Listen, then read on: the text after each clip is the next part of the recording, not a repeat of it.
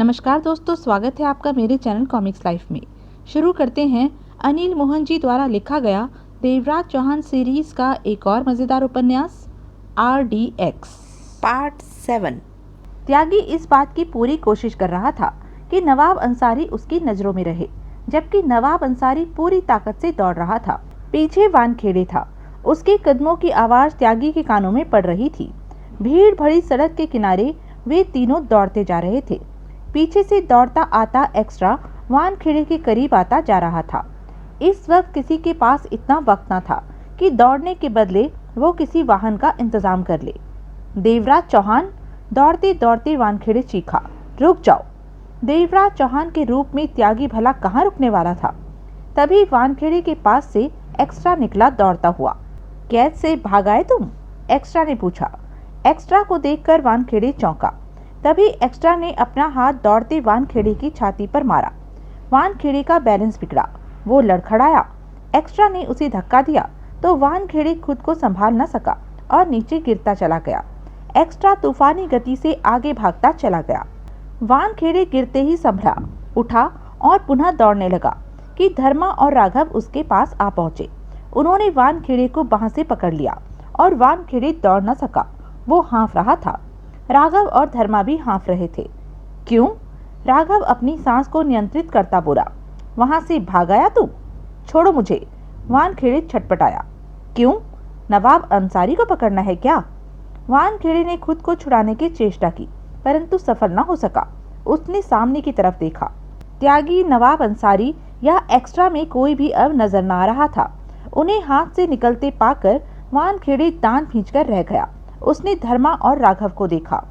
नवाब अंसारी तो तुम्हारे हाथ से निकल गया इंस्पेक्टर, धर्मा ने व्यंग से कहा। वो सिर्फ मेरा शिकार है, धर्मा का शिकार। तुम लोग बचोगे नहीं, वानखेड़े सख्त स्वर में बोला। चलो बातें करते हैं, क्या करोगे तुम हमारा? राघव मुस्कुराया। वानखेड़े जानता था कि ये जानबूझकर उसका वक्त खराब कर रहे हैं ताकि नवाब अंसारी उसके हाथों से दूर निकल जाए। वानखेड़े दोनों को खा जाने वाली नजरों से देखता रहा। इंस्पेक्टर, हम तुम्हें कैद में आसानी से मार सकते थे और अब भी मार सकते हैं, जबकि तुम हमें धमकी दे रहे हो। हम? वानखेड़े ने एकाएक खुद को झटका देकर अपनी बाह आजाद की और भागा, परंतु 6 कदमों से ज्यादा न भाग सका। राघव ने उसे पकड़ा और रिवॉल्वर निकालकर नाल की जोरों से चोट उसकी कनपट्टी पर की। वानखेड़े के घुटने मुड़ते चले गए। वो नीचे जा गिरा, बेहोश हो गया। वहां आते जाते लोग ये सब होता देख रहे थे, परंतु किसी की क्या हिम्मत जो बीच में दखल दे दे। राघव और धर्मा आराम से वहां से निकल गए। नवाब अंसारी भागते हुए मुंह खोले हाँफ रहा था।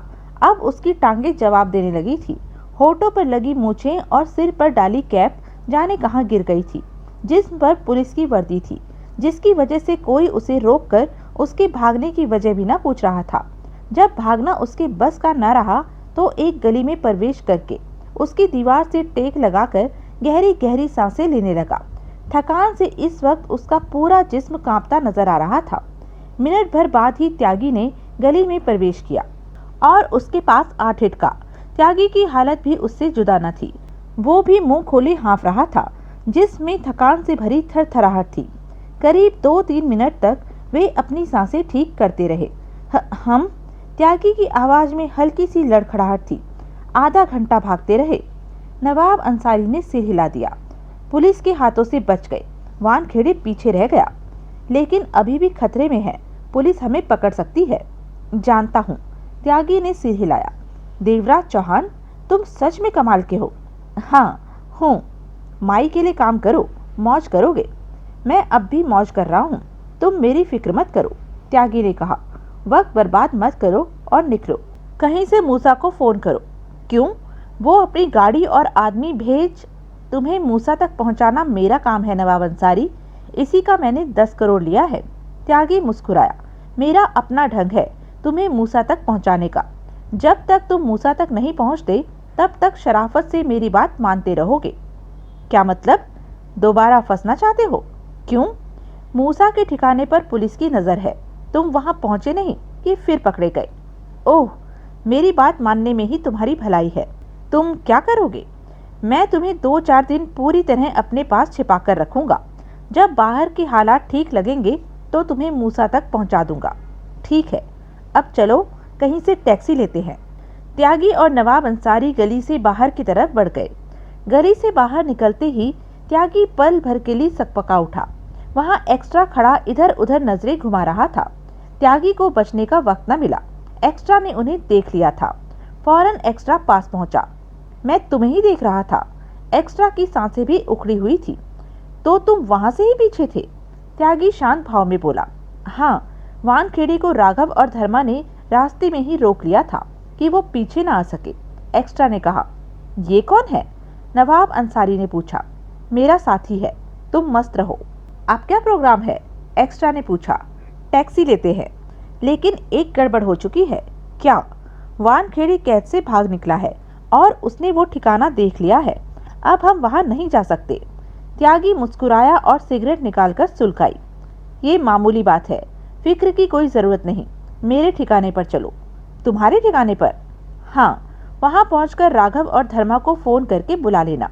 ठीक है, एक्स्ट्रा ने कहा। गली में आओ, त्यागी बोला। क्यों? बात करनी है। फिर त्यागी नवाब अंसारी से बोला, तुम भी आ जाओ, ये पुलिस की वर्दी तुम्हें फंसा सकती है। तीनों वापस गली में पहुंचे। बात वहां भी हो सकती थी, एक्स्ट्रा बोला। नवाब अंसारी के सामने बात नहीं करना चाहता था, त्यागी ने कहा। फिर नवाब अंसारी से बोला, तुम यहीं रहो। नवाब अंसारी खामोश खड़ा दोनों को देखने लगा। त्यागी एक्स्ट्रा को चंद कदमों दूर दीवार के पास ले गया। क्या बात है जो इस तरह? तभी पलक झपकते ही त्यागी ने एक्स्ट्रा के सिर के बाल पकड़े और सिर वेग के साथ पीछे दीवार पर दे मारा। एक्स्ट्रा की होठों से चीख निकली। उसने सिर थाम लिया। त्यागी ने मौका दिए बिना उसका सिर पुनः दीवार से मारा। एक्स्ट्रा के घुटने मुड़ते चले गए। वो नीचे जा गिरा। बेहोश हो गया था एक्स्ट्रा। त्यागी पलटा तो नवाब अंसारी आंखें सिकोड़े उसे देख रहा था। ऐसा तुमने क्यों किया? नवाब अंसारी बोला। यहाँ से चलो, बताऊंगा। दोनों गली से बाहर आ गए। यहाँ लोगों की चहल पहल थी। सड़क पर से बाहर वाहन निकल रहे थे। जल्दी ही दोनों को टैक्सी मिल गई। टैक्सी में बैठते ही त्यागी ने मोबाइल निकालकर जगजीत को फोन किया। क्या रहा? छूटते ही उधर से जगजीत ने कहा, काम हो गया, नवाब अंसारी मेरे पास है। खूब। जगजीत की आवाज से खुशी और राहत झलकी। सुनो, मैं नवाब अंसारी के साथ तुम्हारे पास पहुंच रहा हूँ। मेरे पास? पूरी बात सुन लो। त्यागी तिरछी नजरों से नवाब अंसारी को देखता कह उठा। मूसा के बंगले पर पुलिस की नजर है। शायद फोन भी टैप कर रखे हों। ऐसे में नवाब अंसारी की डिलीवरी मूसा को देना ठीक नहीं होगा। 2-4 दिन इंतजार करना होगा। आगे? हम 1 घंटे में तेरे पास होंगे। तब तक तू उस पुलिस वाले की बीवी की आंखों पर कपड़ा बांध के उसे वहां से 5-7 किलोमीटर दूर कहीं छोड़ के अपने घर पहुंच। जब हम पहुंचे तो तुझे वहीं होना चाहिए, दरवाजा बंद न मिले। ठीक है। आरडीएक्स का क्या हुआ? जो पल्ला झाड़ लिया, अब हम 2 ही हैं, कहकर त्यागी ने फोन बंद किया। सिगरेट दो मुझे। त्यागी से सिगरेट लेकर नवाब अंसारी ने सुलगाई और बोला, देवराज चौहान नाम है तुम्हारा? हाँ, डकैती मास्टर हूँ। तभी मूसा ने तेरे को पुलिस हेडक्वार्टर से निकालने का काम मेरे को दिया। मुझे तुम्हारा काम पसंद आया, लेकिन तुमने अपने ही साथी को क्यों बेहोश कर दिया? वो मेरा साथी नहीं, मुसीबत थी। मुसीबत? तुमने 5 साल पहले दुबई जाने से पहले एक बम विस्फोट किया था। हाँ, उस विस्फोट में एक की माँ बहन मारी गई थी और वो एक इस वक्त आरडीएक्स में से डी है। धर्मा? नवाब अंसारी के होठों से निकला। हाँ, मिले हो आरडीएक्स से? नाम सुने हैं, मिला नहीं। जिसे मैंने बेहोश किया वो एक्स था। एक्स यानी कि एक्स्ट्रा। आरडीएक्स भी तुम्हें हर कीमत पर हासिल करके तुम्हें मौत देना चाहते हैं। फिर तो सच में देवराज चौहान, ये काम तुम्हारे लिए आसान नहीं रहा होगा। ठीक समझे।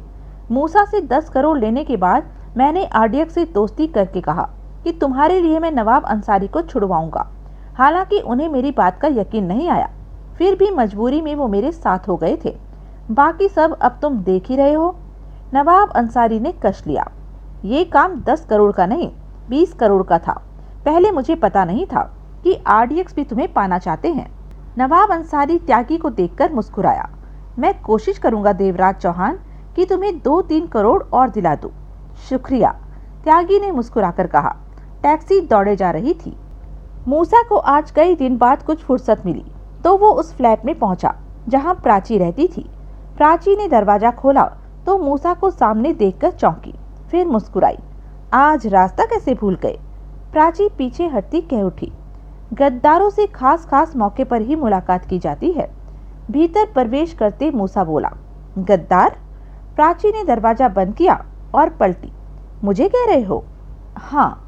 मूसा ने कड़वी निगाहों से उसे देखा और सोफे पर जा बैठा। वानखेड़े से काफी दोस्ताना है तुम्हारा। वानखेड़े? ये कौन है? बन मत मेरी भोली चिड़िया, मूसा जहरीली आवाज में कह उठा। मूसा से पंगा मत ले। प्राची आगे बढ़ी और कुर्सी पर आ बैठी। तुम बहुत बड़ी गलतफहमी के शिकार हो मूसा, मेरे पर शक करके। फिर उड़ने लगी। मूसा ने घूरा प्राची को। प्राची ने गहरी सांस ली और बोली, किस बात का शक कर रहे हो मुझ पर? उस रात की याद है? नशे में मैंने तेरे को नवाब अंसारी के आने के बारे में सब बता दिया था और तू भी स्वाद ले लेकर नवाब अंसारी के आने के बारे में पूछती रही थी। याद है सब या भूल गई? याद है, तू बता रहा था मूसा, तो मैं पूछूंगी क्यों नहीं? तेरे को इनकार करके क्या मैं तेरे को नाराज करती? मानेगी नहीं उड़ने से। तू पागल है जो मुझ पर खामखा का शक नहीं, तेरी गद्दारी का यकीन है मुझे, मूसा ने कड़वे स्वर में कहा। ये बात मुझे वानखेड़े ने बताई है। वानखेड़े ने? पागल हो गए हो तुम, मैं किसी वानखेड़े को जानती नहीं। तो वानखेड़े ने मुझे बताया कि नवाब अंसारी के आने की खबर उसने तेरे से ली थी। तेरे अलावा किसी को नहीं पता था नवाब अंसारी के आने के बारे में। तूने ही सब कुछ खराब कर दिया। तू वानखेड़े को न बताती तो आज सब ठीक रहता। कितनी बार कहूँ कि मैंने किसी को कुछ नहीं बताया। मूसा ने रिवॉल्वर निकाली, फिर साइलेंसर निकाला। नजरें प्राची पर थी। कब से यारी है तेरी वानखेड़े से? मूसा ने सख्त स्वर में पूछा। मैं नहीं जानती किसी वानखेड़े को।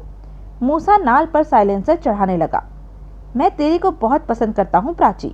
नाल पर साइलेंसर फिट करता मूसा सख्त स्वर में बोला, तेरी हर जरूरत का ध्यान मैं 4 सालों से रख रहा हूँ। तेरे को फ्लैट लेकर दिया, कार लेकर दी, 2 लाख रुपया महीना तेरे को देता हूँ, ऊपर से तोहफे देता हूँ महंगे महंगे। मैंने हमेशा ही तेरा ख्याल रखा। बोल, रखा कि नहीं? रखा। फिर तूने बात वानखेड़े से करके मुझे धोखा क्यों? मैंने ऐसा कुछ नहीं किया। मूसा ने रिवॉल्वर का रुख प्राची की तरफ कर दिया। तो वानखेड़े झूठ क्यों बोलेगा? उसे कोई गलतफहमी हुई। वानखेड़े तेरा नाम कैसे जानता है? जवाब में प्राची दांतों से होठ काटने लगी। मूसा अंधेरे में तीर चला रहा था और अब उसे लगने लगा था कि तीर निशाने पर बैठ रहा है। मूसा प्राची को देखता रहा। बोल, जवाब दे, बुत की तरह क्यों बैठी है? एक बार मिली थी वानखेड़े से। मूसा ने गहरी सांस ली और रिवॉल्वर को सोफे के पास ही रखकर बोला, तूने नवाब अंसारी के आने की बात वानखेड़े को बताई ना? मैं हाँ कहूँगी तो तू मुझे गोली मारेगा? मैं बोला ये? अपनी प्राची को तू प्यार करता है मूसा, बहुत ज्यादा। फिर ये बातें क्यों करता है? तेरे मुंह से भी सच जानना है मुझे। तू रिवॉल्वर पर साइलेंसर क्यों लगा रहा है? सोचा था कि अगर तू मुंह नहीं खोलेगी तो तेरे को गोली मार दूंगा, लेकिन अब तू मुंह खोल रही है। मूसा मुस्कुराया। देख ले, मैंने रिवॉल्वर पहले ही एक तरफ रख दी है। तेरे को मारता तो मुझे बहुत तकलीफ होती। प्राची अदा से मुस्कुराई। मैं तेरी और सिर्फ तेरी हूँ मूसा। जानता हूँ। मूसा पुनः मुस्कुराया। पहले बात खत्म कर। वानखेड़े को तूने क्यों बताया नवाब अंसारी के बारे में? बताना पड़ा, उसने मुझे बेवकूफ़ बना दिया था। कैसे? मेरे पास आया और बोला कि मूसा उसके कब्जे में है। मूसा की जान चाहती है तो नवाब अंसारी के बारे में बता। तूने बता दिया? तेरी जान नहीं बचाती क्या? वो तो मुझे बाद में पता चला कि पुलिस वाले ने तेरे बारे में मुझे झूठ बोला था। मूसा हंसा। क्या हुआ? तू सच में हरामजादी है। ऐसा मत कह। मेरी जान तो बच गई। मूसा ने हाथ बढ़ाकर पास रखा रिवॉल्वर उठाया। लेकिन तेरी तो फंस गई। मेरी जान तो कब से तेरे प्यार में फंसी पड़ी है। प्राची ने चूमा मूसा को। मूसा ने साइलेंसर लगी नाल प्राची के सिर पर लगाई और ट्रिगर दबा दिया। पिट की आवाज हुई और उसकी गोद में बैठी प्राची के सिर के चीथड़े उड़ गए। खून की छींटे उसके चेहरे से भी आ टकराए। मूसा ने उसके शरीर को धक्का दिया तो शरीर बेजान सा नीचे जा गिरा। मूसा कई पलों तक प्राची के मृत शरीर को देखता रहा। फिर दांत भींचे बड़बड़ा उठा, दगाबाज। प्राची वाले फ्लैट में मूसा के कपड़ों की अलमारी थी। मूसा ने नहा धोकर अपने को साफ किया और कपड़े पहने। पहले वाले खून सने कपड़े प्राची की लाश के पास ही रखे और अपने आदमी को फोन किया। जल्दी ही बात हो गई। तारा, मूसा बोला, फ्लैट पर प्राची की लाश पड़ी है, पास में मेरे खून सने कपड़े हैं, आकर सफाई कर दे। साफ कर दिया प्राची को? गद्दार थी वो। क्या किया उसने? ये मत पूछ, लाश और कपड़े गायब कर दे। 20 मिनट में पहुंचता हूँ। दरवाजा खुला मिलेगा, मैं नहीं मिलूंगा। समझ गया। लाश गायब करने के बाद प्राची की हर चीज यहाँ से गायब कर देना और इस फ्लैट पर अपने किसी आदमी को बिठा देना, ताकि कोई पूछताछ करे पुलिस वाला तो उसे बताया जा सके कि प्राची चली गई है यहाँ से। बढ़िया, ऐसा ही होगा। मूसा ने फोन बंद किया और फ्लैट से निकलने ही वाला था कि फोन बजा। हेलो, मूसा ने बात की। मूसा, माई की आवाज कानों में पड़ी। मूसा के मस्तिष्क को तीव्र झटका लगा। वो सतर्क हुआ। माई? मुबारक हो मूसा। किस बात की? खबर तुम्हें देनी चाहिए थी, लेकिन मैं तुम्हें दे रही हूँ कि देवराज चौहान नवाब अंसारी को पुलिस हेडक्वार्टर से निकालने में कामयाब रहा। क्या? मूसा हक्का बक्का रह गया। हैरान हो गए? हाँ, हैरानी वाली खबर ही तो है। माई के हंसने की आवाज आई। अब देवराज चौहान और नवाब अंसारी कहाँ है? मूसा ने पूछा। मालूम नहीं, मेरे आदमी सिर्फ यहीं तक नजर रख रहे थे कि देवराज चौहान नवाब अंसारी को पुलिस हेडक्वार्टर से निकाल पाता है या नहीं। आगे का काम तुम्हारा है, तुम जानो। इस बार माई की आवाज में कोई भाव नहीं था। जी माई, मेरे ख्याल से आज ही तुम्हें नवाब अंसारी मिल जाएगा। देवराज चौहान उसे अपने पास नहीं रखना चाहेगा। मैं अभी देवराज चौहान से बात करता हूँ। नवाब अंसारी के लिए इंडिया में खतरा है और मैं नहीं चाहती कि वो फिर फंस जाए। उसे फौरन दुबई रवाना कर दो। ऐसा ही होगा। उधर से माई ने फोन बंद कर दिया था। मूसा का चेहरा चमक रहा था खुशी से।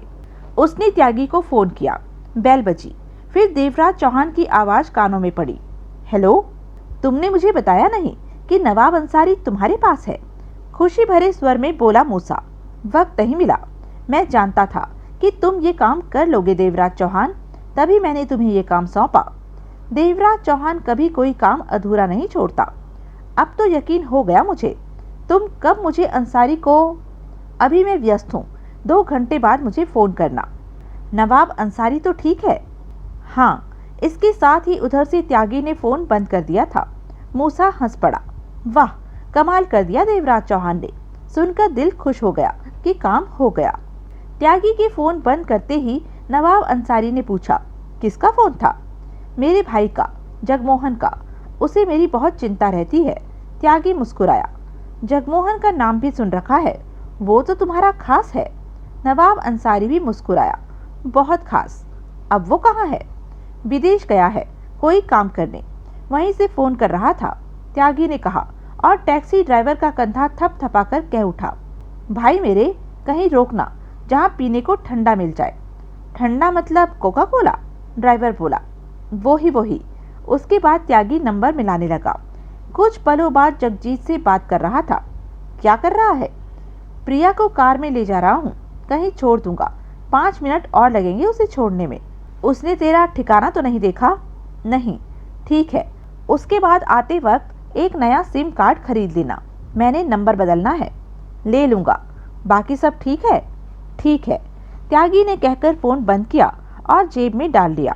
फिर सिगरेट सुलगाकर बाहर देखा। दोपहर हो रही थी, परंतु मुंबई रोज की तरह अपनी रफ्तार से भाग रही थी। कुछ देर बाद टैक्सी ड्राइवर ने एक बेकरी के सामने कार रोक दी। मैं अभी आया, त्यागी दरवाजा खोलता बोला। ड्राइवर को भेज देते हैं? नवाब अंसारी बोला। मुझे किसी पर भरोसा नहीं, यही मेरे बचे रहने का राज है। क्या पता कौन खाने पीने में कुछ मिलाकर मुझे फंसा दे। नवाब अंसारी मुस्कुराया। त्यागी कार से निकलकर बेकरी की तरफ बढ़ गया। नवाब अंसारी कुछ पल त्यागी की पीठ पर नजरें टिकाए रहा, फिर शीशे चढ़े खिड़की के बाहर देखने लगा। त्यागी ने दुकान से कोक ली, 2 बोतलें खरीदी, खुलवाई और जेब से एक पुड़िया निकाली। पुड़िया में सफेद रंग का पाउडर था। वो पाउडर उसने एक कोक में डाल दिया। ये क्या कर रहे हैं? दुकानदार ने पूछा। सुना है कोक में कीटनाशक दवा मिलाई जाती है, अखबारों में पढ़ा है, सुना तो मैंने भी है। जो पाउडर मैंने कोक में डाला है उससे कीटनाशक शरीर पर बुरा प्रभाव नहीं डालेंगे। त्यागी ने मुस्कुराकर पैसे दिए। इतना ही वहम है तो मत पियो कोक। नहीं पीता तो पेट में मरोड़ उठता है, उल्टी आने लगती है। अजीब लक्षण है। हर कोक प्रेमी के यही लक्षण होते हैं। त्यागी ने कश लिया और बोतलें उठाकर बाहर खड़ी कार में आ बैठा। ड्राइवर ने कार आगे बढ़ा दी। दवा मिली कोक त्यागी ने नवाब अंसारी को थमा दी। दोनों कोक पीने लगे। हमारा ये वक्त कीमती है, नवाब अंसारी बोला। हमें यूं इस तरह नहीं रुकना चाहिए था। शहर भर में मेरी तलाश में रेड अलर्ट हो गया होगा। हर जगह मेरी तलाश चल रही होगी। चिंता मत करो, तुम देवराज चौहान के साथ हो। मैं तुम्हें कुछ न होने दूंगा। टैक्सी आगे बढ़ती रही। कोक खत्म हो गई। कुछ पल बीते कि नवाब अंसारी का सिर चकराने लगा। आह, मुझे चक्कर आ रहे हैं, नवाब अंसारी बोला। मुझे भी। तुमने कोक में कुछ मिलाया था? नवाब अंसारी लड़खड़ाते स्वर में कह उठा। पागल हो क्या? मैं क्यों कुछ मिलाऊंगा? चंद पल बीते कि नवाब अंसारी दवा के असर से बेहोश हो गया। इसे क्या हुआ साहब जी? टैक्सी ड्राइवर ने पूछा। थका हुआ है, आराम कर रहा है, कहकर त्यागी ने फोन निकालकर जगजीत का नंबर मिलाया। किधर है तू? बात होते ही त्यागी ने पूछा। वापस घर जा रहा हूँ। तू फौरन गांधी रोड पर पंजाब नेशनल बैंक के सामने पहुँच। मैं तेरे को वहीं मिलूंगा। नवाब अंसारी के साथ? हाँ। कितनी देर में आता है?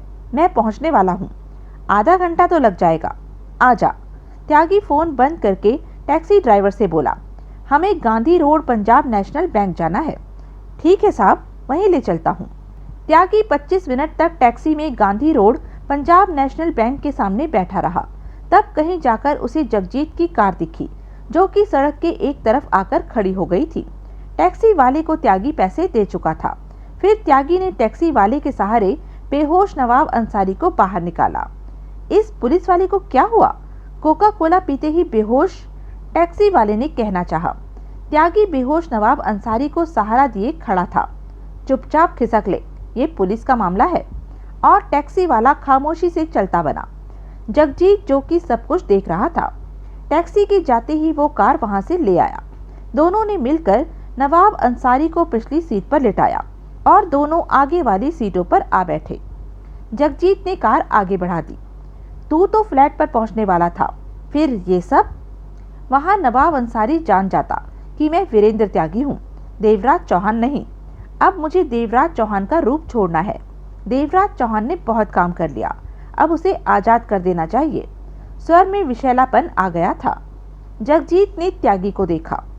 मुझे लगता है तेरे दिमाग में कुछ नया आया है, बोला जगजीत। हाँ। क्या?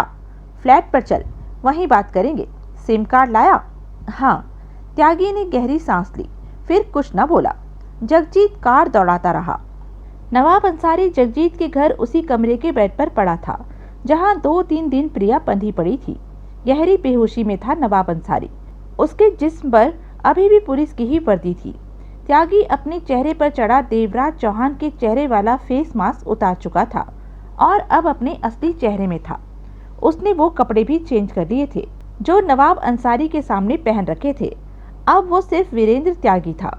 सारे कामों से फुर्सत पाकर त्यागी ने अपने फोन का सिम कार्ड बदला। नया नंबर चालू हो गया। जगजीत 2 कप चाय बना लाया था। वो गंभीर था, जबकि त्यागी मजे में लग रहा था। उसने चाय का कप थामा और घूंट भरा। वो कुर्सी पर बैठा था। अब कह, क्या है तेरे दिमाग में? बोला जगजीत। कुछ चुप रहा त्यागी, फिर चाय का घूंट भरकर बोला। देवराज चौहान का काम खत्म हो गया। तो देवराज चौहान मुझे मारना चाहता था। वो जब भी देखेगा मुझे खत्म करना चाहेगा, क्योंकि मैंने उसकी जान लेने के वास्ते उसे गोली मारी थी, या यूं कह लें कि अपनी तरफ से उसे मार ही दिया था। वो मुझे छोड़ने वाला नहीं। उससे बचने के लिए तब मैं भागा और बच गया। तब देवराज चौहान जाने किस मूड में था कि पकड़ने के लिए मेरे पीछे नहीं दौड़ा, परंतु बच गया मैं अंधेरे की वजह से। जगजीत उसे देखता रहा। अब मैंने देवराज चौहान बनकर जो काम किया है, उसकी वजह से मूसा और आरडीएक्स देवराज चौहान के खून के प्यासे हो जाएंगे। वानखेड़े भी देवराज चौहान पर खास ध्यान देगा, यानी कि अब देवराज चौहान का बचना संभव नहीं। वो मूसा को, या आरडीएक्स को कितना भी कहे कि ये काम उसने नहीं किया, कोई मानने वाला नहीं। और तो और सोहन लाल इस बात का गवाह है कि देवराज चौहान मूसा से मिला और उनके बीच सौदा हुआ कि देवराज चौहान नवाब अंसारी को छुड़ाकर मूसा के हवाले करेगा।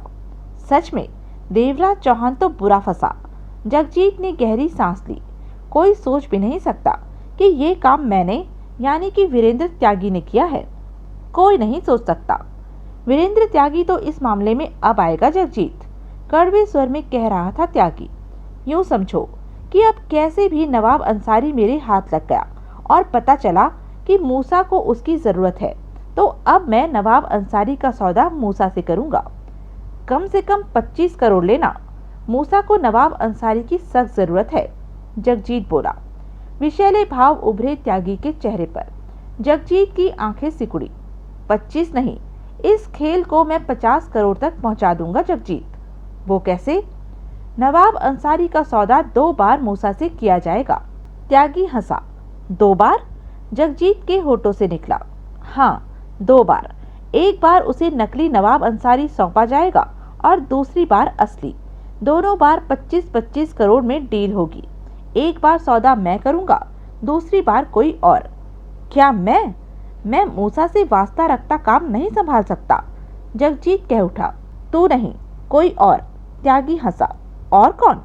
जिसका चेहरा तू मेरे चेहरे पर लगा देगा, वो ही। ओह! दोनों में कुछ पल चुप्पी रही। फिर जगजीत बोला, क्या 2 बार सौदा करना ठीक रहेगा? मूसा इस बात को बर्दाश्त करेगा? करना पड़ेगा उसे, लेकिन ये सब होगा कैसे? तेरे को नवाब अंसारी का चेहरा तैयार करना है। इस काम में तू मास्टर है। वो चेहरा मैं नवाब अंसारी के कद काठी के चेहरे पर लगाकर नवाब अंसारी के रूप में मूसा के हवाले करूंगा और 25 करोड़ दूंगा। ऐसा आदमी मिलेगा कहाँ? मैं ढूंढ लूंगा। मामूली काम है ये मेरे लिए। जगजीत के चेहरे पर सोचें दौड़ रही थी। एक चेहरा मेरे लिए तैयार कर देना, जिसे लगाकर मैं बाद में असली नवाब अंसारी का सौदा फिर से मूसा से कर सकूं। जगजीत खामोश रहा। चाय के घूंट भरता रहा। त्यागी ने काम समाप्त करके सिगरेट सुलगाई। क्या सोच रहा है? त्यागी बोला। मेरे ख्याल से मूसा से 2 बार नवाब अंसारी का सौदा करना ठीक नहीं होगा, जगजीत ने गंभीर स्वर में कहा। क्यों? मूसा कोई खेल नहीं है कि उसके साथ ऐसा व्यवहार किया जाए। मेरे लिए खेल ही है जगजीत। तू क्या मेरे को जानता नहीं? त्यागी ने जहरीले स्वर में कहा। जानता हूँ, लेकिन मूसा तेरे से ज्यादा ताकत रखता है। उसके पीछे माई है। हाँ, मैं इन बातों की परवाह नहीं करता। काम करके मैंने गायब हो जाना है। जगजीत कुछ न बोला। इस तरह हमारे पास 60 करोड़ हो जाएगा। 30 तेरा, 30 मेरा। मजा आएगा तब। नवाब अंसारी कब तक मेरे यहाँ रहेगा? एक सौदे तक तेरे पास रहेगा। उसके बाद मैं त्यागी को कहीं और रखने की जगह तलाश कर लूंगा, क्योंकि जब मूसा को पता चलेगा कि मैंने नकली नवाब अंसारी उसे दिया है, तो वो पागलों की तरह मुझे ढूंढेगा, हर जगह तलाश करेगा।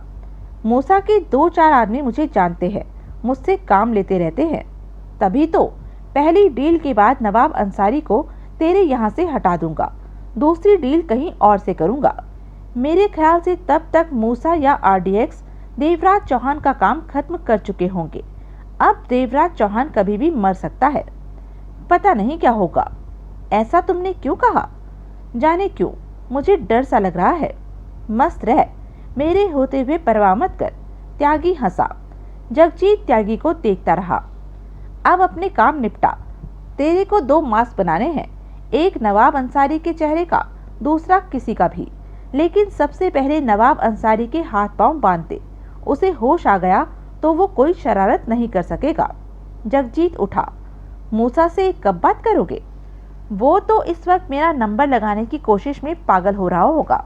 मैंने उसे कहा था कि 2 घंटे बाद बात करूंगा। वो 2 घंटे कब के बीत चुके हैं। अब तो उसे बुरे बुरे सपने आने शुरू हो गए होंगे। त्यागी ठहाका मारकर हंस पड़ा, परंतु जगजीत नहीं मुस्कुरा सका। मूसा को कम मत समझ त्यागी, मैं बस तेरे से इतना ही चाहता हूँ, जगजीत बोला।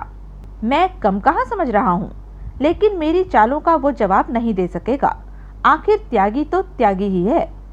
मैं नवाब अंसारी को देखता हूँ, पहले उसके हाथ पांव बांध देना, त्यागी बोला। जगजीत दूसरे कमरे में जा पहुंचा था।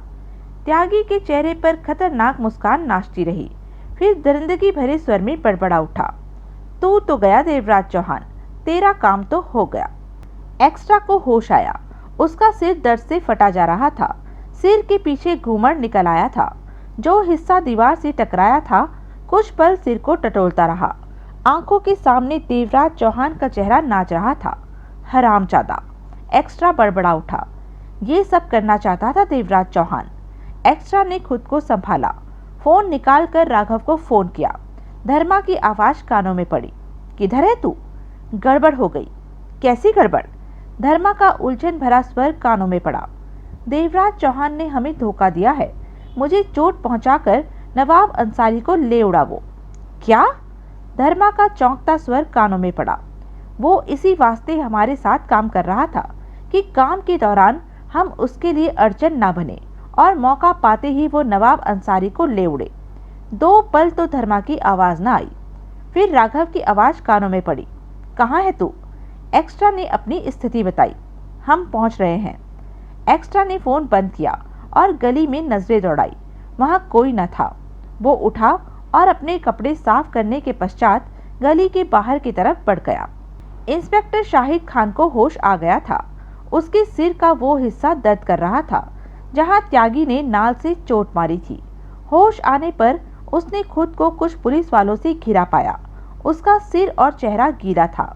जाहिर था कि उसे काफी चेष्टाओं के बाद होश में लाया गया था।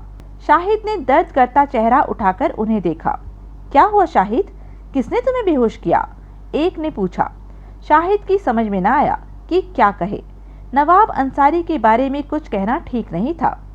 किसने तुम्हें बेहोश किया? फिर पूछा गया। तभी वरुण ने भीतर प्रवेश किया। उसके चेहरे का रंग उड़ा हुआ था। शाहिद ने उसे देखा। दोनों की नजरें मिली। वरुण ने सिर झुका लिया। मुझे अकेला छोड़ दो इस वक्त, शाहिद खान ने वहां मौजूद पुलिस वालों से कहा। मैं बाद में बताऊंगा कि क्या हुआ था। पुलिस वाले वहां से चले गए।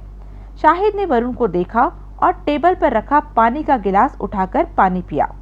मेरे पास आओ, यहाँ बैठो, शाहिद शांत स्वर में बोला। वरुण आगे आया और कुर्सी पर बैठ गया। नवाब अंसारी को फरार करवा दिया? शाहिद खान ने पूछा। वरुण चुप। जवाब दो वरुण, फरार करवा दिया नवाब अंसारी को? शाहिद खान ने पुनः पूछा। वो ऐसा करना मेरी मजबूरी थी, वरुण धीमे स्वर में कह उठा। शाहिद खान ने गहरी सांस लेकर कहा, ऐसा करने से पहले तुम्हें मुझसे बात करनी चाहिए थी। मेरी पत्नी को देवराज चौहान ने कैद कर रखा था। मैं उसकी बात न मानता तो वो प्रिया को मार देता। वरुण का सिर झुका हुआ था। ऐसा करके तुमने पुलिस डिपार्टमेंट का बहुत बड़ा नुकसान किया है। मैं शर्मिंदा हूँ सर। तुमने तो मुझसे कहा था कि तुम्हारी पत्नी अपने भाई के घर में है। वो वहाँ जा रही थी, परंतु देवराज चौहान ने उसका अपहरण कर लिया। मुझे प्रिया की चिंता थी। आप प्रिया के बदले नवाब अंसारी को कभी नहीं छोड़ते। मुझे ऐसा करना पड़ा सर, वरुण थके स्वर में कह रहा था। तुमने शरीर पर पहनी खाकी वर्दी की इज्जत नहीं रखी।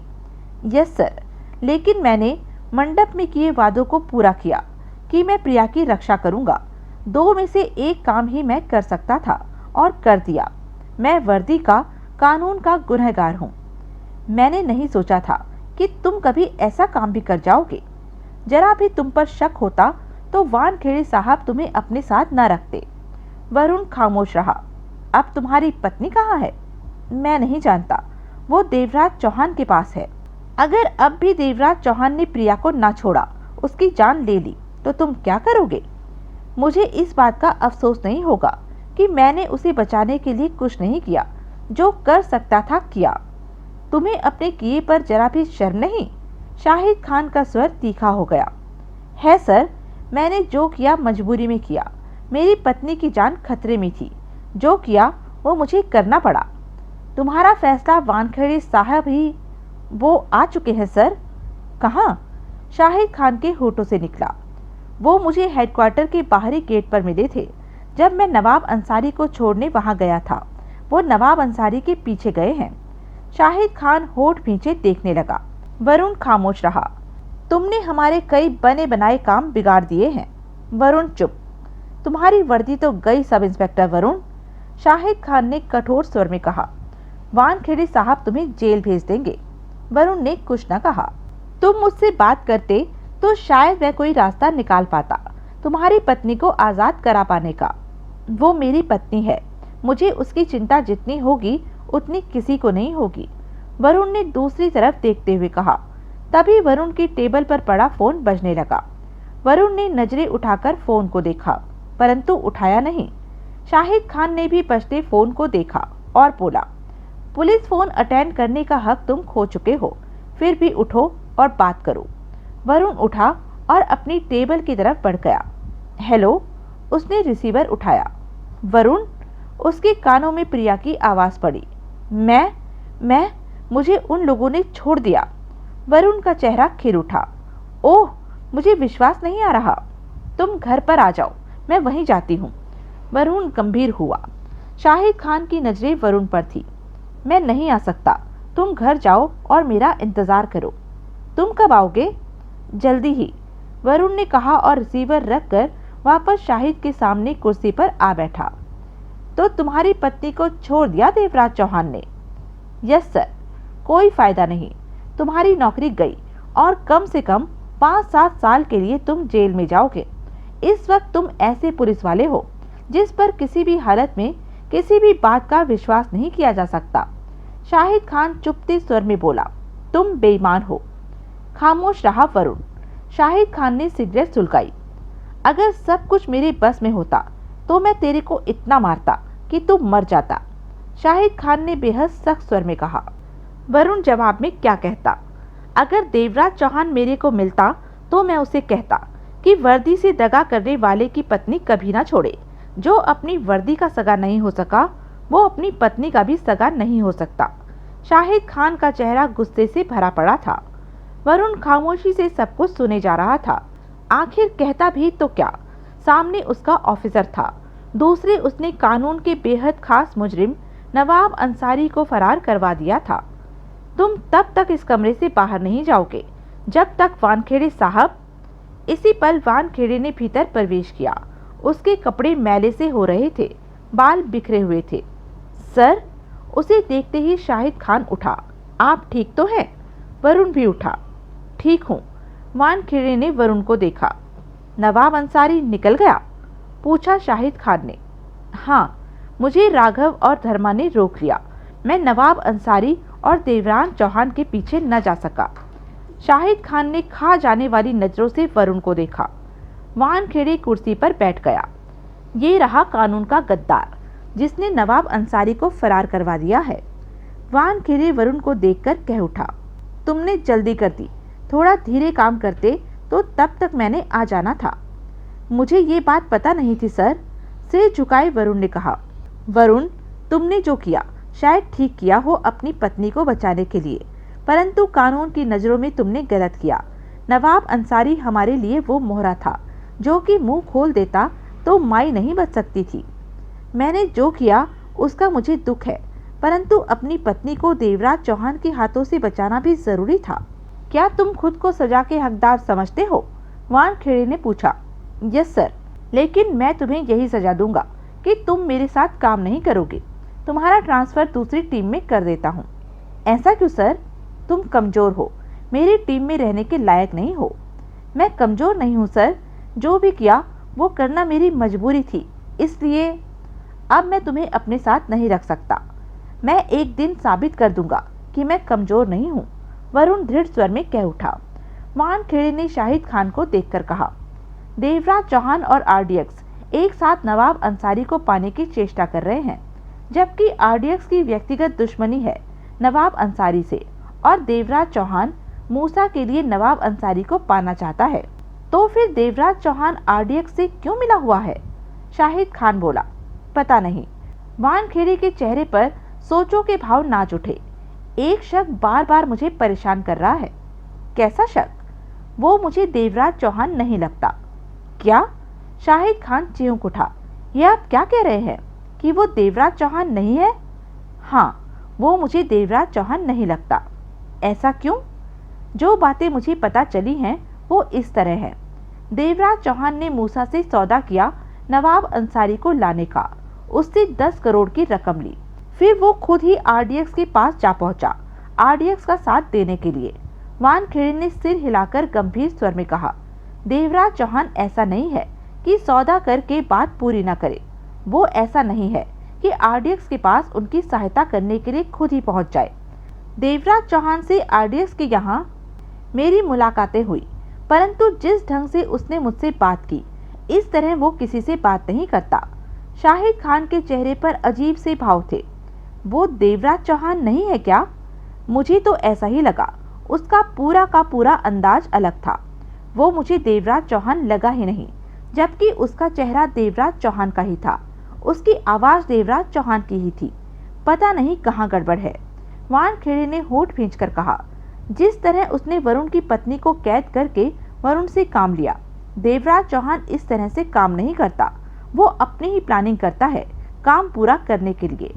मुझे वो एक बार भी देवराज चौहान नहीं लगा। लेकिन वो देवराज चौहान था, वरुण कह उठा। था, मैंने कब इनकार किया है? वानखेड़े बोला। लेकिन मुझे वो देवराज चौहान लगा नहीं।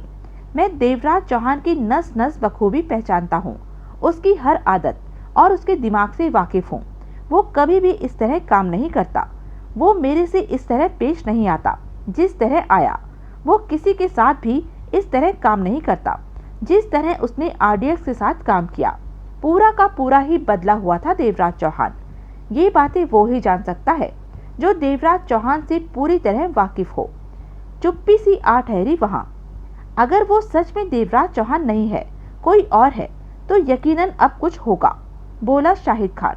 हाँ, अगर वो देवराज चौहान नहीं है, कोई फ्रॉड है, तो किसी खास मकसद के लिए ही वो देवराज चौहान बना घूम रहा है, तो जल्दी ही अंडरवर्ल्ड में कुछ होगा।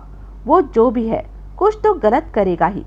वरुण कह उठा, आपको यकीन तो नहीं कि वो देवराज चौहान नहीं है? ख्याल है मेरा, जो भी होगा सामने आ जाएगा। तुम 2 दिन की छुट्टी करो वरुण, उसके बाद तुम्हें अपनी ड्यूटी का पता चल जाएगा।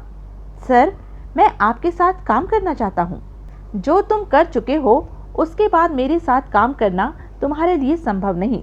नवाब अंसारी को फरार करवा कर तुम अभी तक बचे हुए हो, खुशकिस्मत हो। अगर उसकी गिरफ्तारी दर्ज हुई होती तो फिर तुम नहीं बच सकते थे। वरुण ने सिर झुका लिया। जाओ। वरुण बाहर चला गया। वानखेड़े शाहिद खान से बोला, अंडरवर्ल्ड की हरकतों पर नजर रखो शाहिद खान। Yes sir. मूसा का चेहरा परेशानी से लाल हो रहा था। कई घंटों से वो त्यागी के फोन का नंबर मिला रहा था, परंतु नंबर नहीं लग रहा था। इंगेज की टोन कानों में पड़ती थी। रिकॉर्डिंग टेप सुनाई देती कि कृपया नंबर चेक करें। मूसा के पास जाकिर, आरिफ और जेठा भी मौजूद थे। जो जो वक्त बीतता जा रहा था, उनकी चिंता बढ़ती जा रही थी। मुझे कुछ ठीक नहीं लग रहा, जेठा बोला। मेरा भी यही ख्याल है, जाकिर गंभीर स्वर में कह उठा। मूसा ने दांत भींचकर उन्हें देखा। तुम्हारा फोन नहीं लग रहा तो अब तक देवराज चौहान का फोन आ जाना चाहिए था, आरिफ ने कहा। तो उसका क्यों नहीं आया फोन? मूसा ने झल्लाकर कहा। मेरे ख्याल से कुछ ठीक नहीं होगा। क्या खराब हो गया है? तुम क्या सोचते हो? मूसा ने पूर्वता स्वर में कहा। क्या कहा जा सकता है? मूसा ने वक्त देखा। शाम के 4:30 बज रहे थे। देवराज चौहान ने 12 साढ़े 12 बजे मुझसे बात की थी। वो बोला कि 2 घंटे तक बात करेगा और अब 4 घंटे हो चुके हैं। नवाब अंसारी उसके पास है। मुझे फिक्र हो रही है कि नवाब अंसारी के साथ कुछ गलत ना हो गया हो, मूसा कठोर स्वर में कह उठा। हमें भी यही फिक्र है, आरिफ ने कहा। देवराज चौहान का ठिकाना भी नहीं मालूम तुम्हें? नहीं, देवराज चौहान ने नहीं बताया। जेठा ने आरिफ को देखा। क्या है? आरिफ जेठा से बोला। देवराज चौहान को तुम्हारा आदमी किशन लाया था, तो किशन से कहो कि देवराज चौहान से संबंध बनाने की चेष्टा करे। नहीं, ये मत कहना, मूसा फौरन कह उठा। मुझे कुछ ठीक नहीं लग रहा, किशन से मेरी बात कराओ। आरिफ ने किशन को फोन लगाया और मूसा से उसकी बात करा दी।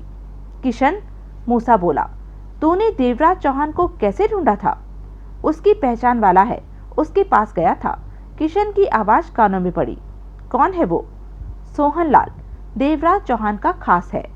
उसे पकड़कर मेरे पास ला। कोई गड़बड़ है क्या? है। देवराज चौहान ने नवाब अंसारी को वहां से निकाला और गायब हो गया। उसकी कोई खबर नहीं मिल रही। समझा। सोहन लाल को कुछ मत बताना, उसे मेरे पास ले आ, कहकर मूसा ने फोन बंद किया। वहां चुप्पी और गंभीरता छाई हुई थी। मेरे ख्याल से आरिफ बोला, यहाँ मेरा कोई काम नहीं, मुझे कई काम करने, बैठा रहे। मूसा ने खा जाने वाली नजरों से आरिफ को देखा। आरिफ के होठ भींच गए। यहाँ नवाब अंसारी का पता नहीं चल रहा और तेरे को अपने कामों की पड़ी है। तेरे को पता नहीं नवाब अंसारी जरूरी है। मूसा, जाकिर बोला, कुछ तो गड़बड़ है जो देवराज चौहान का तेरे को फोन नहीं आया। नवाब अंसारी ठीक हो, बाकी बातों की परवाह नहीं मुझे। माई मेरे को गोली मार देगी अगर अंसारी को कुछ हुआ तो। तभी फोन बजा। मूसा ने बात की।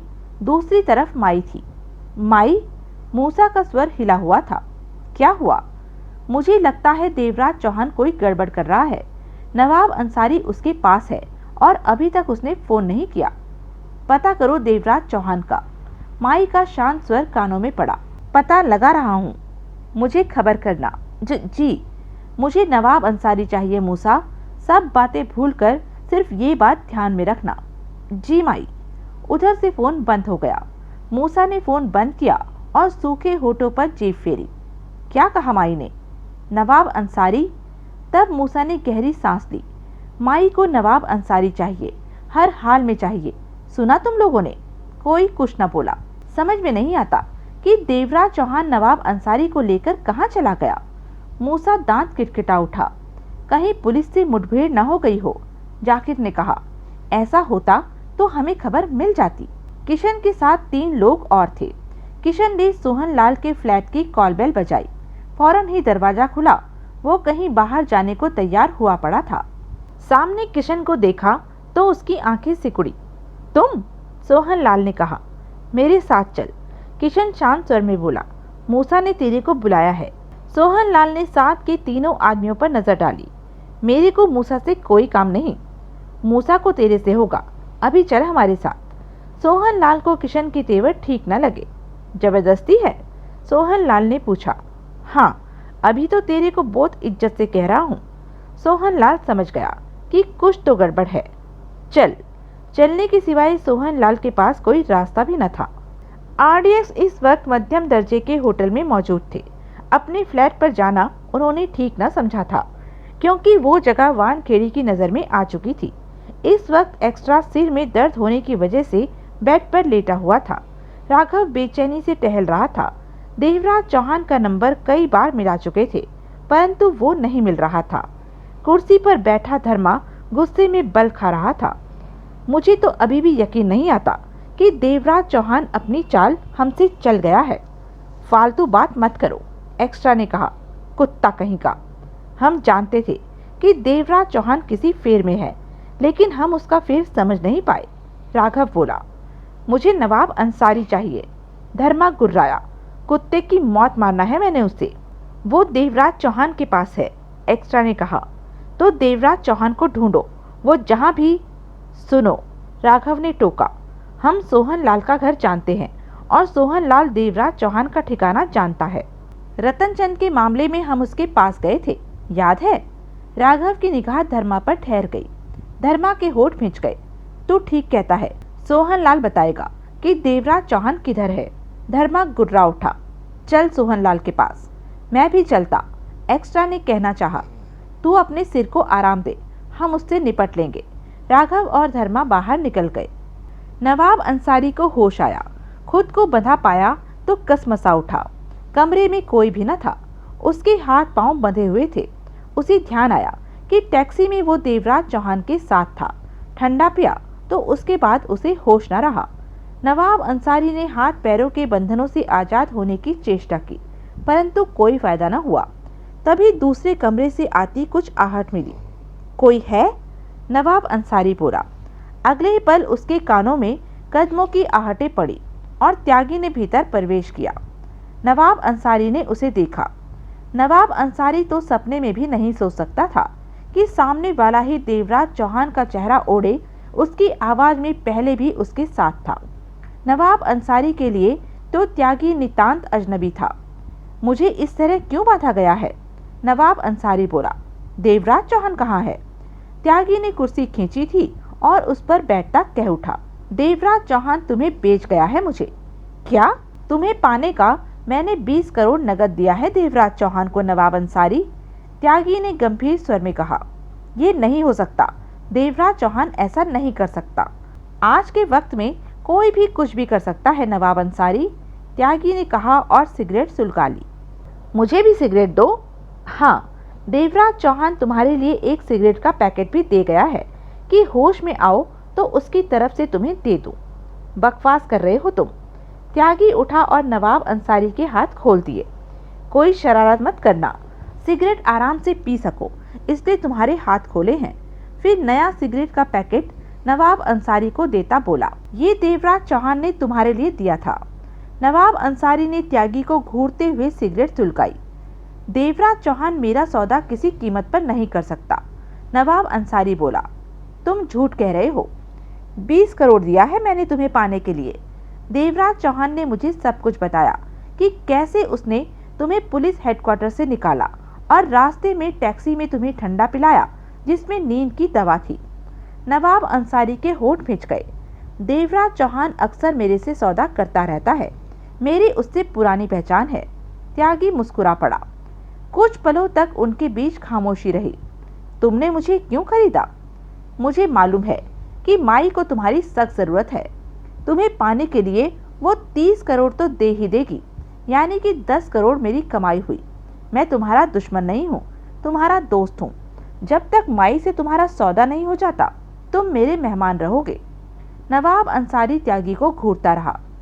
सुना है RDX भी तुम्हें पाना चाहते हैं, वो भी मुझे तुम्हारी अच्छी रकम देंगे, परंतु तुम चिंता मत करना। पहले तुम्हारा सौदा मैं माई से करूँगा, उससे सौदा ना पटा तो फिर RDX से बात करूँगा। माई से तुम्हारा सौदा पट जाएगा, मूसा से बात करो, नवाब अंसारी ने बेचैनी से कहा। त्यागी मुस्कुराया। मुझे मालूम है सौदा पट जाएगा, मेरे 20 करोड़ खराब नहीं जाएंगे। नाम क्या है तुम्हारा? वीरेंद्र त्यागी। तुम्हें मालूम है देवराज चौहान मूसा से 10 करोड़ ले चुका है इस काम के। वो देवराज चौहान जाने। देवराज चौहान ने गद्दारी की है मूसा से, मैंने तो नहीं की। नवाब अंसारी कष्ट लेता रहा, बोला नहीं। मूसा से क्या मांगू? मुझे क्या, जो भी मांगो, ये मूसा की मर्जी है कि वो माने या ना माने। मूसा तो 50 करोड़ भी मानेगा। नवाब अंसारी ने त्यागी को देखा। त्यागी हंसा। माई के लिए 50 करोड़ मामूली रकम है, खास तौर पर तब जबकि नवाब अंसारी पर दाव लगाना हो। 50 बहुत ज़्यादा है। मेरा इरादा 30 मांगने का है। 30 भी ज़्यादा है। 20 लगा के 30 न कमाया तो क्या फ़ायदा? बात करो मूसा से। चाय पियोगे? ज़रूर, त्यागी ने ऊंचे स्वर में कहा। जगजीत, मेरे और नवाब अंसारी के लिए चाय बनाना। बनाता हूँ, जगजीत की आवाज़ आई। तुम्हारा साथी है? नवाब अंसारी ने पूछा। कुछ भी समझो, ये काम मेरा है, उसका सिर्फ ठिकाना इस्तेमाल कर रहा हूँ। नवाब अंसारी ने सिगरेट समाप्त करके नई सिगरेट सुलगाई। बात करो मूसा से। जब से इंडिया में कदम रखा है मेरे लिए परेशानियां ही आ रही हैं। नवाब अंसारी बोला। त्यागी ने फ़ोन निकाला और नवाब अंसारी से बोला, मूसा का नंबर बताओ, जबकि त्यागी मूसा का नंबर बखूबी जानता था। नवाब अंसारी ने मूसा का नंबर बताया। त्यागी ने मूसा का नंबर लगाया। तनाव उभरा हुआ था। मूसा कभी टहलने लगता तो कभी बैठ जाता। जाकिर, जेठा और आरिफ बैठे हुए थे। सब गंभीर और बेचैन थे। आरिफ, किशन का नंबर लगा, पूछ सोहन लाल मिला कि नहीं। मूसा भड़कने वाले स्वर में बोला। आरिफ ने किशन का नंबर मिलाया। बात हो गई। सोहन लाल मिला? पूछा आरिफ ने। मिल गया है, इसके साथ आ रहा हूँ, रास्ते में हूँ। किशन की आवाज़ कानों में पड़ी। आरिफ ने फ़ोन बंद करके मूसा से कहा, सोहन लाल के साथ आ रहा है किशन। साला देवराज चौहान गलत बंदा लगता तो नहीं था। मूसा कड़वे स्वर में कह उठा। मैंने भी उसके बारे में कभी गलत बात नहीं सुनी। जेठा बोला। तो फिर हरामी किधर गया? क्या पता किसी झंझट में फंस गया हो। जाकिर बोला। हाँ, शायद ये हो सकता है। मुझे नवाब अंसारी की चिंता है, उसे कुछ हुआ तो माई मेरी गर्दन काट देगी। तुम कुछ ज़्यादा ही परेशान हो रहे हो मूसा। आरिफ बोला। कुछ इंतज़ार करो, शायद देवराज चौहान का फ़ोन आ जाए। मूसा ने आरिफ को घूरा। मैं परेशान हो रहा हूँ। ठीक है, माई से तुम बात करो, उसे तुम जवाब दो, मेरी जगह पर आ जाओ, मूसा कड़वे स्वर में कह उठा। आरिफ ने चेहरा घुमा लिया। खामखा की बात करता है, मूसा ने तीखे स्वर में कहा। तेरे को पता है, अब नवाब अंसारी पहले से ज्यादा खतरे में आ गया है। उसे पुलिस ढूंढने में लगी होगी, उधर आरडीएक्स भी पीछे पड़े हैं। अब तो तभी मूसा के फोन की बेल बजी। मूसा के शब्द अधूरे रह गए। उसने तुरंत फोन निकालकर बात की। हेलो मूसा, अजनबी स्वर मूसा के कानों में पड़ा। हाँ, तू कौन? तेरा दोस्त हूँ, मुझे दोस्त बनाएगा? मैं खामखा के दोस्त नहीं बनाता। मूसा की आवाज में सतर्कता आ ठहरी थी। मेरे पास अंसारी है। कौन? मूसा के मस्तिष्क को तीव्र झटका लगा। नवाब अंसारी। झूठ बोलता है तू। सच, सबूत दे। लाइन पर 2 पल की खामोशी के बाद नवाब अंसारी की आवाज मूसा के कानों में पड़ी। मैं हूँ मूसा। ओह, नवाब अंसारी। मूसा का चेहरा खुशी से चमक उठा। तू किधर है? इसके पास, जिससे तू बात कर रहा है। ये कौन? तभी उधर से नवाब अंसारी से फोन ले लिया गया। आरिफ, जाकिर और जेठा बात समझते ही सतर्क हो उठे थे। हेलो, मूसा के स्वर में बेचैनी भर आई थी। मैं तुम्हारा दोस्त बन सकता हूँ ना मूसा? कौन हो तुम? त्यागी कहते हैं बंदे को, वीरेंद्र त्यागी। वीरेंद्र त्यागी, नाम नहीं सुना पहले। अब सुन लिया? हाँ, नवाब अंसारी तो देवराज चौहान के साथ था, अब तुम्हारे पास कैसे आ गया? मैंने नवाब अंसारी को देवराज चौहान से 20 करोड़ में खरीद लिया। क्या कहता है? इस काम का तो देवराज चौहान ने मेरे से 10 करोड़ एडवांस ले रखा है। मुझे इस बात से कोई मतलब नहीं कि देवराज चौहान ने तुमसे क्या सौदा किया था। इस वक्त खास बात यह है कि नवाब अंसारी मेरे पास है और मैंने इसे 20 करोड़ में इसलिए हासिल किया कि माई को इसकी खास ज़रूरत है। मेरे पैसे डूबेंगे नहीं। मूसा होठ सिकोड़े बातें सुन रहा था। सुना है आरडीएक्स को भी नवाब अंसारी की ज़रूरत है। ठीक सुना है। मूसा का स्वर अब शांत हो गया था। वो भी मुझे मुंह मांगा पैसा दे सकते हैं, मुझसे ज़्यादा नहीं दे सकते। मूसा का लहजा स्थिर था। मेरा भी यही ख्याल है, तभी सबसे पहले तुम्हें फ़ोन किया। नवाब अंसारी को पाने के लिए क्या देता है? मूसा खामोश रहा। सोच रहा है, मैं बाद में फ़ोन करूं क्या? त्यागी की आवाज़ आई। तू क्या चाहता है? 20 मैंने खर्चा है, 40 मिलना चाहिए। ज़्यादा है। नवाब अंसारी के बदले तू 50 देगा मूसा, जानता हूँ मैं। मूसा ने दांत खींच लिए। 30 लेगा? पूछा मूसा ने। यारों से 30 भी चलेगा। कब देता है? 1 घंटे बाद, अंधेरा होने पर। सौदा कल होगा। कल क्यों? अभी मैं किसी काम में व्यस्त हूँ। नवाब अंसारी की फिक्र मत करना, वो मेरे पास ठीक ठाक रहेगा। मैं सौदा आज ही चाहता हूँ वीरेंद्र त्यागी। मैं व्यस्त हूँ, कल दिन में 12 बजे तक फ़ोन करूँगा। नवाब अंसारी से एक बार फिर बात, कल जी भरकर बातें करना। कहने के साथ ही उधर से त्यागी ने फ़ोन बंद कर दिया। मूसा ने कानों से फ़ोन हटाया और उसे देखने लगा। कमरे में चुप्पी इतनी गहरी थी जैसे एक दूसरे की सांसों की आवाज़ सुनाई दे रही हो। क्या हुआ? जेठा ने खामोशी को तोड़ा। बकवास करता है साला। मूसा ने नजरें उठाकर जेठा को देखते हुए शांत भाव से कहा। कौन था? जाकिर ने पूछा। वीरेंद्र त्यागी। नवाब अंसारी इस वक्त उसके पास है। वो? लेकिन वो तो देवराज चौहान के साथ था। आरिफ उलझन भरे स्वर में बोला। वीरेंद्र त्यागी नाम का ये आदमी कहता है कि देवराज चौहान ने नवाब अंसारी को 20 करोड़ लेकर उसे बेच दिया। अब वीरेंद्र त्यागी नवाब अंसारी का सौदा मुझसे कर रहा है। 30 करोड़ में वो नवाब अंसारी को मेरे हवाले करने को तैयार है, लेकिन लेन देन कल करेगा। मूसा शांत भाव से कह रहा था। और मैं दावे के साथ कह रहा हूँ कि वीरेंद्र त्यागी झूठ बोल रहा है। क्या झूठ? देवराज चौहान को अंडरवर्ल्ड में रहना नहीं है क्या? वो इतनी बड़ी धोखेबाजी क्यों करेगा, वो भी मूसा से? मैं कभी भी यकीन नहीं कर सकता कि 20 करोड़ के बदले देवराज चौहान ने नवाब अंसारी को किसी और के हवाले कर दिया। तुम्हारा मतलब कि वीरेंद्र त्यागी नाम का शख्स झूठ बोल रहा है? जाकिर बोला। सरासर झूठ बोल रहा है, लेकिन नवाब अंसारी तो उसके पास है। तूने बात की है? हाँ, लेकिन नवाब अंसारी उसके हाथ कैसे लग गया ये मैं नहीं जानता, परंतु दावा है मेरा कि देवराज चौहान ने नवाब अंसारी को वीरेंद्र त्यागी के हवाले नहीं किया। चक्कर कोई और ही है। ऐसा तो नहीं कि वीरेंद्र त्यागी ने अंसारी को देवराज चौहान से छीन लिया हो? कुछ भी हो सकता है। जो भी हो, देवराज चौहान का फोन तो तुम्हें आना ही चाहिए था मूसा। मुझे लगता है कोई नया रगड़ा पड़ गया है। नया रगड़ा? मूसा कुछ कहने लगा कि कमरे का दरवाजा खुला और किशन ने सोहन लाल के साथ भीतर प्रवेश किया। सबकी निगाह उस तरफ घूमी। मूसा सब कुछ भूलकर चेहरे पर शांत मुस्कान ले आया। आओ सोहन लाल, मुझे इस तरह यहाँ क्यों बुलवाया है? सोहन लाल बोला। तकलीफ हुई हो तो माफ़ी चाहता हूँ। मूसा उसी तरह मुस्कुराता हुआ बोला। तुमसे मिलने को दिल कर रहा था। किशन जी, सोहन लाल को किसी कमरे में रखो और पहरा लगवा दो। इससे मैं बाद में बात करूँगा। जी, आखिर तुम चाहते क्या हो मुझसे? सोहन लाल तेज स्वर में कह उठा। हम बात करेंगे, लेकिन थोड़ा सब्र रखो, मूसा ने कहा। किशन सोहन लाल को बाहर ले गया। दरवाजा बंद हो गया। तुमने सोहन लाल से बात क्यों नहीं की मूसा? आरिफ बोला। इस वक्त मेरे लिए सबसे अहम बात है नवाब अंसारी को हासिल करना, उसके बाद ही दूसरा काम करना। इस वक्त नवाब अंसारी मुझे मिल रहा है। बेशक वो 30 करोड़ के बदले मिल रहा है, लेकिन पैसे की परवाह नहीं, वो मुझे मिल रहा है।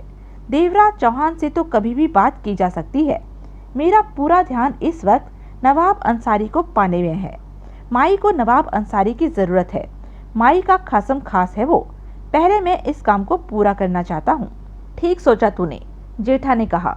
2 पल रुककर मूसा ने कहा, वीरेंद्र त्यागी जो कह रहा है हमें उसकी बात मान लेनी चाहिए। जब तक नवाब अंसारी हाथ नहीं आता, बाकी हिसाब उसके बात करेंगे। वो कहता है कि उसने नवाब अंसारी को 20 में देवराज चौहान से खरीदा है, तो हम हाँ ही कहेंगे। इस मामले में तब तक अपनी नहीं चलाएंगे जब तक कि नवाब अंसारी हमें मिल नहीं जाता। उसके बाद सब हरामियों को देखूंगा। वीरेंद्र त्यागी दोबारा कब फोन करेगा? जाकिर ने पूछा। कल 12 बजे से पहले। मुझे आशा है कि कल हम नवाब अंसारी को वापस पा लेंगे, मूसा ने बेचैन स्वर में कहा। राघव और धर्मा सोहन लाल के फ्लैट पर पहुंचे। फ्लैट बंद था। कॉल बेल बजाने पर भी जब दरवाजा नहीं खुला तो वे मास्टर की से दरवाजा खोलकर भीतर प्रवेश कर गए। वो है नहीं यहाँ, राघव बोला। साला कभी तो आएगा। यहीं टिकने का इरादा है? हाँ, एक्स्ट्रा को फोन कर दे कि हम यहाँ पर सोहन लाल का इंतजार कर रहे हैं। जब तक वो नहीं आता हम यहीं रहेंगे। राघव ने फोन पर एक्स्ट्रा से बात की। सोहन लाल यहाँ नहीं मिला, हम उसके इंतजार में बैठेंगे। हमें वापसी में वक्त लग जाएगा, राघव ने कहकर फोन जेब में रखा। एक बार, सिर्फ एक बार देवराज चौहान हाथ लग जाए। धर्मा गुर्रा उठा। उसकी सारी सांसें निकाल लूंगा। तगड़ा धोखा दिया है हमें। कब तक बचेगा? सोहन लाल के हाथ आने की देर है, उसके बाद देवराज चौहान हमारे सामने होगा। मेरे ख्याल से इस वक्त देवराज चौहान नवाब अंसारी को मूसा के हवाले कर रहा होगा या कर भी दिया होगा। धर्मा दांत भींचकर रह गया। राघव के चेहरे पर भी कठोरता नाच रही थी। तो यह थी अब तक की कहानी। आगे की कहानी जानने के लिए बने रहें मेरे साथ। और हाँ, मेरे चैनल को लाइक, शेयर और सब्सक्राइब करना ना भूलें। धन्यवाद।